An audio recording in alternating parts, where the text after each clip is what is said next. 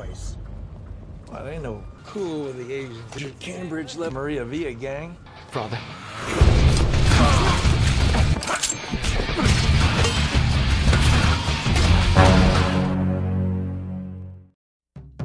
Halo, apa kabar semua? Semoga kalian sehat. Kali ini saya akan menceritakan film berjudul From Paris with Love. Bercerita tentang seorang pria culun yang dianggap biasa saja, namun ternyata ia adalah agen rahasia terbaik Amerika. Oke, tanpa berlama-lama kita gaskan saja ke ceritanya.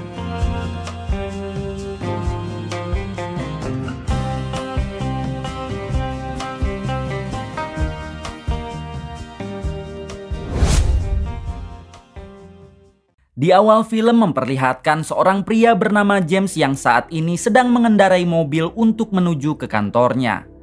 Ternyata James ini adalah seorang agen rahasia Amerika yang sedang ditugaskan untuk menyamar dan berpura-pura bekerja di salah satu perusahaan yang ada di Perancis.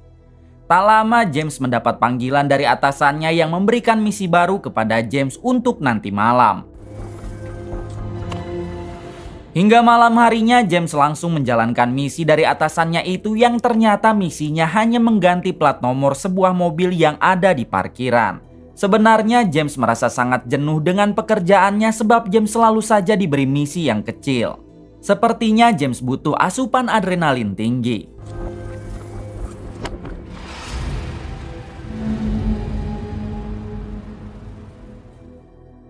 Setelah itu James pulang ke apartemennya dan di sana sudah ada pacar James yang bernama Caroline.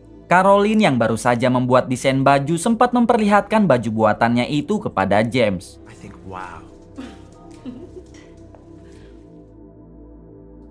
Keesokan harinya James kembali mendapatkan misi dari atasannya, yaitu memasangkan sebuah chip di bawah meja seorang menteri. Walaupun beberapa kali gagal, namun pada akhirnya James berhasil memasangkan chip tersebut.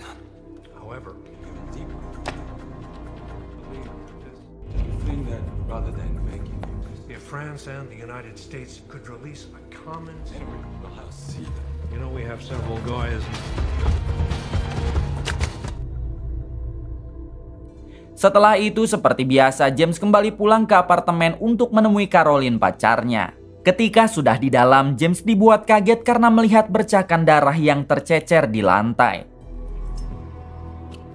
Caroline? Namun ternyata Caroline mengatakan kalau itu hanyalah ceceran saus tomat. Di sini Caroline nekat melamar James karena James yang tak kunjung mau melamar dirinya. Mendengar hal tersebut, James sangat dibuat senang sekaligus terharu. James meyakinkan kalau dirinya pasti bisa membahagiakan Caroline. Tak lama kemudian James dihubungi oleh atasannya yang meminta James untuk membantu satu orang agen rahasia yang saat ini ditangkap oleh petugas keamanan bandara. Atasan James juga mengatakan kalau tugas tersebut sekaligus menjadi promosi jabatan baru untuk James. Mendengar hal tersebut, James dan Caroline sangat senang dan malam itu juga James pergi untuk segera menjalankan tugasnya.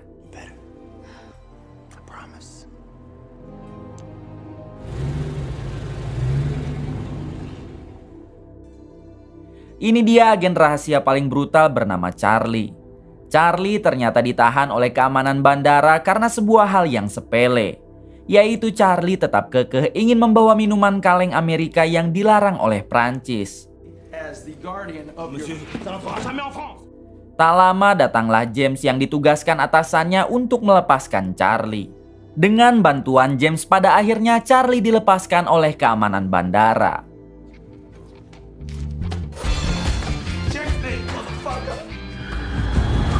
Ketika di dalam mobil, Charlie menjelaskan kepada James kenapa dirinya tetap kekeh ingin membawa minuman kaleng tersebut. Ternyata di dalam minuman itu Charlie sudah menyimpan sebuah pistol kesukaannya. Setelah itu Charlie meminta James untuk berhenti di restoran Cina karena dirinya sudah sangat lapar.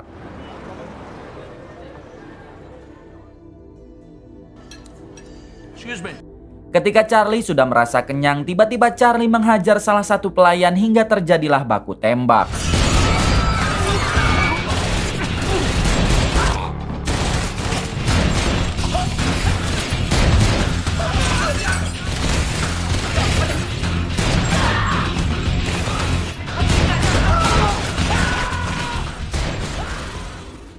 Charlie yang bukan orang sembarangan dengan mudah mampu membantai mereka. Di balik itu, James merasa bingung kenapa Charlie tiba-tiba membrutal di restoran tersebut. Setelah Charlie menghabisi mereka, akhirnya Charlie memberitahu kalau restoran ini hanyalah sebuah kedok dalam bisnis narkoboy para mafia Cina. Kemudian Charlie menembakkan senjatanya ke atas plafon yang membuat tepung haram itu berjatuhan. Di sini Charlie menyuruh James untuk mengantongi sedikit tepung haram tersebut yang akan mereka jadikan sebagai barang bukti. Terlihat Charlie yang membiarkan satu orang pelayan untuk tetap hidup. Ketika pelayan tersebut akan melaporkan kejadian ini kepada bosnya, ternyata Charlie dan James dari tadi mengawasi orang tersebut. Artinya Charlie membiarkan satu pelayan itu tetap hidup, yaitu agar Charlie bisa tahu markas mereka. Ketika sedang mengikuti si pelayan, James bertanya kepada Charlie apakah sebenarnya misi mereka. Charlie hanya mengatakan kalau mereka akan membantai para penjahat. What about this? Evidence? You got a problem with that? Nope. Good. Setelah menguntit si pelayan cukup jauh, akhirnya Charlie dan James sampai di markas para mafia Cina. What about it? I don't get it. Saat mereka akan masuk ke dalam, ternyata di sana sudah ada anak buah bos mafia Cina yang ingin menghabisi Charlie dan James. Dengan pengalaman Charlie yang sering membrutal, ia tentu mampu menghabisi orang-orang tersebut. Father.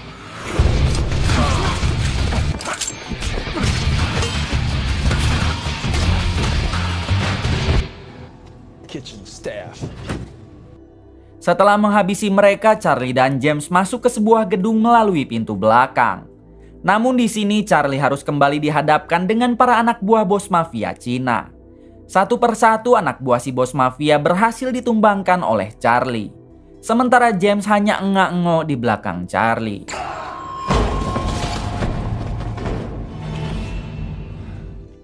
Pada akhirnya mereka berhasil memojokkan si bos mafia Cina, dan di sini Charlie memaksa si bos mafia Cina itu untuk menuliskan siapa saja bandar yang ada di kota ini.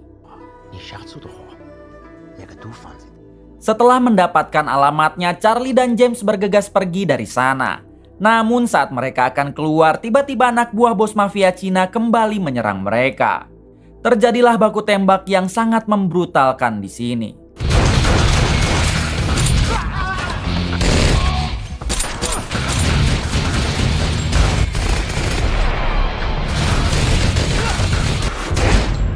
Namun karena Charlie tokoh utama, ia pun akhirnya bisa menghabisi mereka. Sementara James sendiri seperti biasa hanya engak-engok menonton kehebatan Charlie.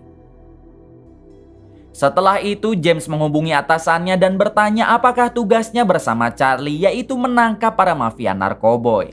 Si atasan tidak menjawab pertanyaan itu dan hanya mengatakan kalau James seharusnya bangga bisa berpartner dengan agen rahasia terbaik di dunia. Si atasan juga mengatakan kalau James sekarang tidak akan mendapat pekerjaan membosankan seperti dulu.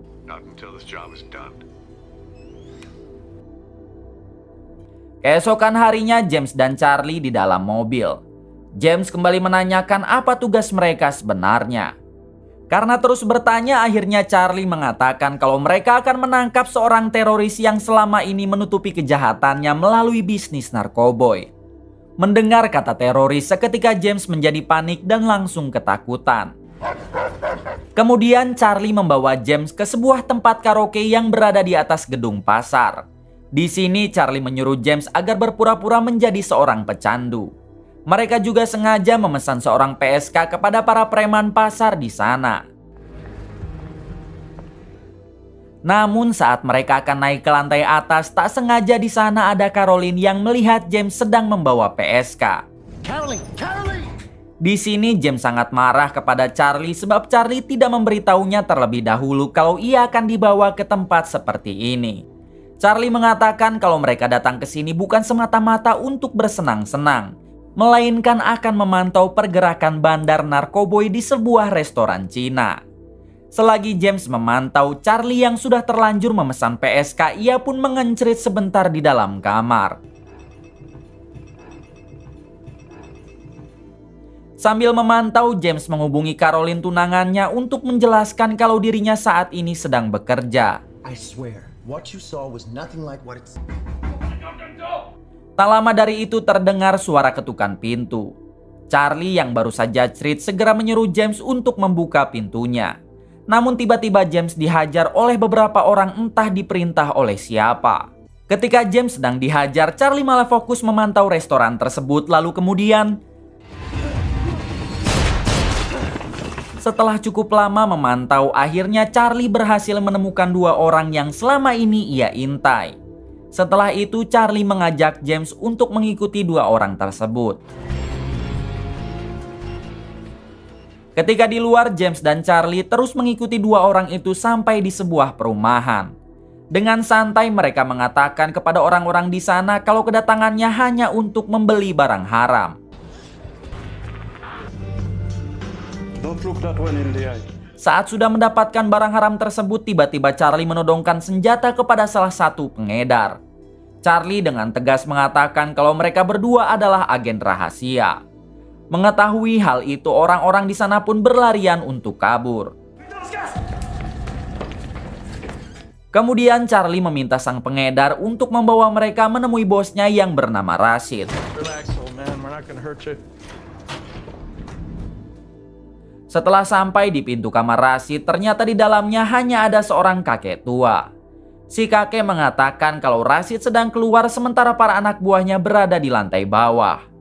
Saat itu juga Charlie menggunakan alat yang dibawanya untuk melihat ke kamar yang ada di bawah.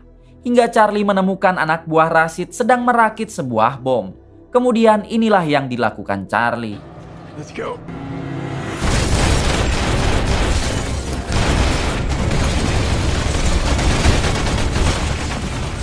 Charlie menghabisi satu persatu anak buah Rashid.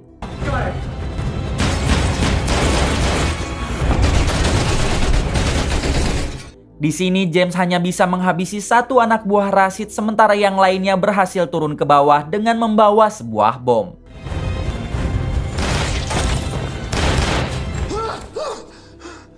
Namun karena di atas masih ada beberapa bom rakitan, inilah yang dilakukan Charlie.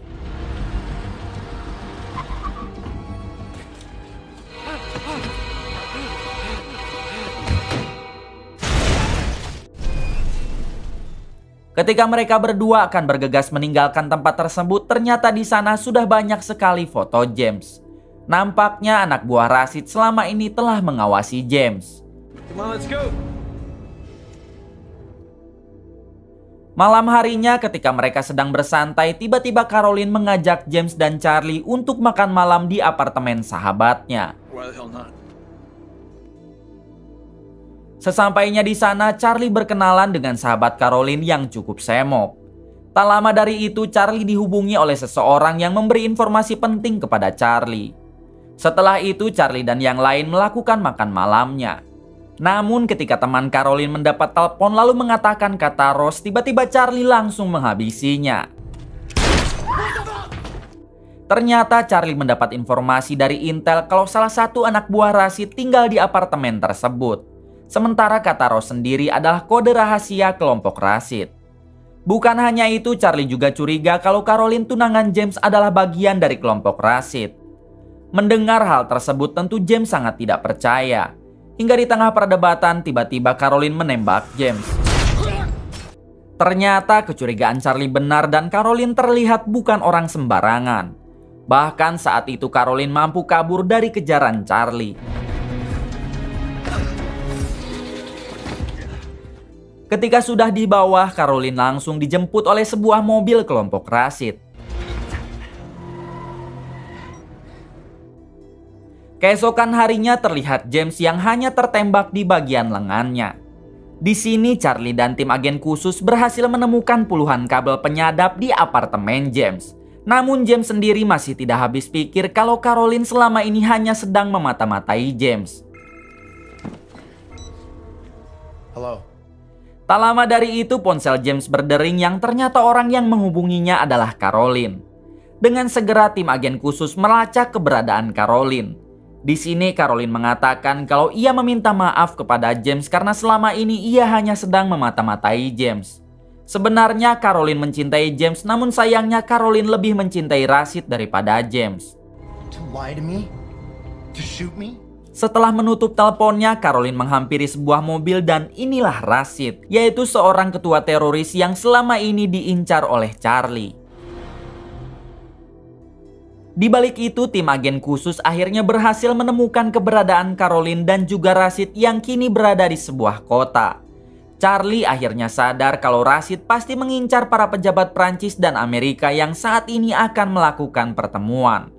Sebab kelompok Rashid sekarang berada di kota yang sama dengan tempat pertemuan tersebut. Saat itu juga Charlie mengajak beberapa tim agen khusus untuk ikut dengannya mengamankan para pejabat Amerika yang saat ini sedang menuju ke tempat pertemuan. Di tengah perjalanan, Charlie berhasil menemukan sebuah mobil kelompok Rashid yang semalam dipakai untuk menjemput Caroline. Terlihat di dalam mobil tersebut hanya ada Rashid seorang.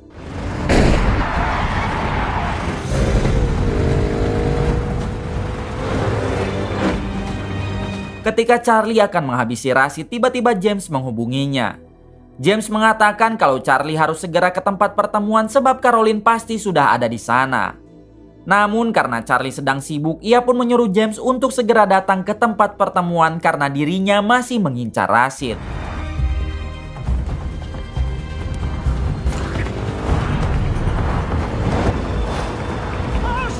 Karena kesulitan dalam membidik, akhirnya Charlie menyuruh timnya untuk segera mencari jalan lain. Ternyata saat itu Rashid berniat menabrakkan mobilnya dengan mobil pejabat Amerika yang akan mendatangi pertemuan. Namun ketika Rashid sudah hampir berhasil, tiba-tiba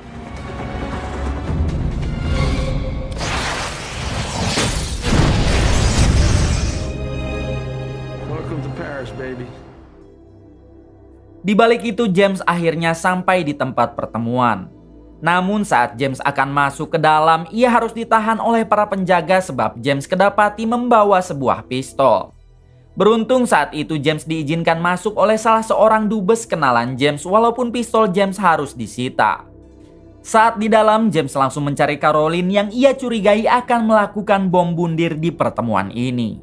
Hingga di suatu kesempatan James mengambil sebuah pistol dari salah satu penjaga. Kemudian ia menodongkannya kepada Caroline yang mana di dalam jubahnya sudah ada bom yang siap diledakkan. Di sini James mencoba membujuk Caroline agar Caroline tidak nekat meledakkan bom tersebut. James juga mengatakan kalau ia benar-benar tulus mencintainya. Akan tetapi Caroline yang sudah dicuci otaknya oleh Rashid tidak mau menanggapi perkataan James. Hingga pada akhirnya James dengan terpaksa menghabisi Caroline.